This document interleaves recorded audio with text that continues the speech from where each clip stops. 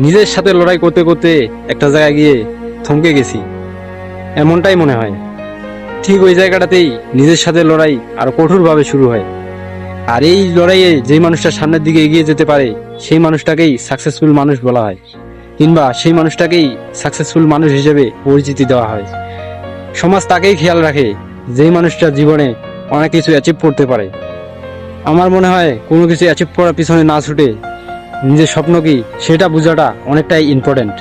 কেননা আরেকজন আরেকটা জিনিসে সাকসেসফুল হইতেছে আর আপনি তা দেখে সেই মানুষটা যেটা করতেছে তার পিছনে লাফিয়ে পড়তেছেন, আমার মনে হয় না এতে কোনো ফায়দা আছে। সেজন্যই নিজের স্বপ্ন কি সেটা বোঝাটা অত্যন্ত জরুরি। নিজের স্বপ্নকে বুঝেন, নিজের স্বপ্ন বুঝে তারপর সেই কাজে পা বাড়াই সঠিক পদক্ষেপ আপনার জন্য, সেটাই সঠিক রাস্তা। জীবনে সাকসেস হওয়ার ফর্মুলা এটাই। আশা করা যায় বুঝাইতে পারছি আপনাদেরকে। Best of luck. দেখা হচ্ছে নতুন ভিডিও।